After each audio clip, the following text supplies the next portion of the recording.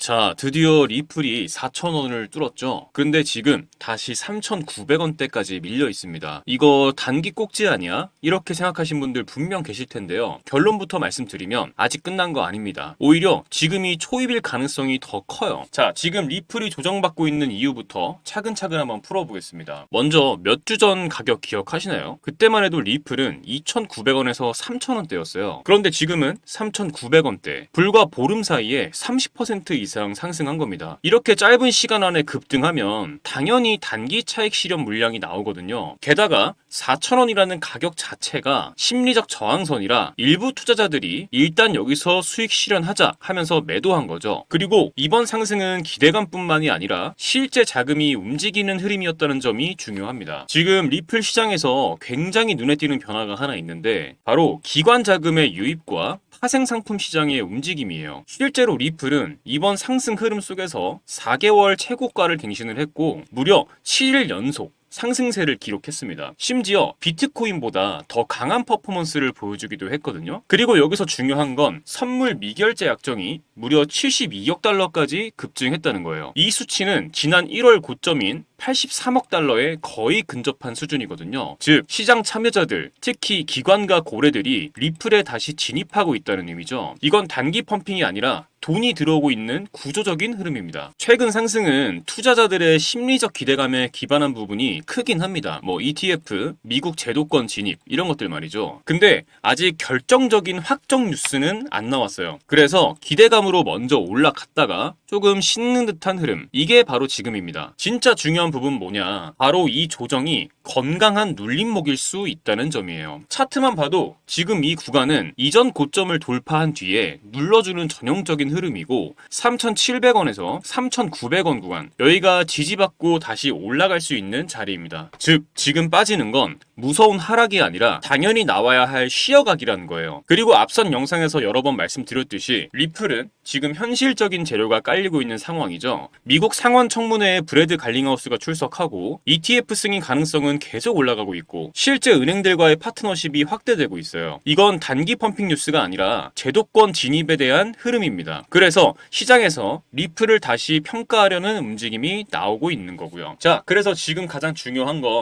이 눌림을 어떻게 활용하느냐겠죠. 1차 지지선은 3,700원입니다. 여기가 딱 이전 고점 돌파한 뒤에 눌림목 구간이에요. 여기서 반등 나오면 4,000원 금방 다시 갑니다. 2차 지지선은 3,500원. 여기까지 빠질 수는 있는데 이건 오히려 중기 매수 기회가 됩니다. 왜냐면 이 아래는 매물대가 두텁기 때문에 다시 올라올 가능성이 높거든요. 단기 전략으로 보면 3,700원 부근에서 분할 매수 가능합니다. 그리고 3,850원에서 3,900원 다시 돌파해 준다면 4,000원 이상 단타 수익 구간이 열려요. 만약 3,500원까지 밀린다면 단기적으로는 손절, 중기적으로는 비중 늘리기 전략을 생각하시면 됩니다.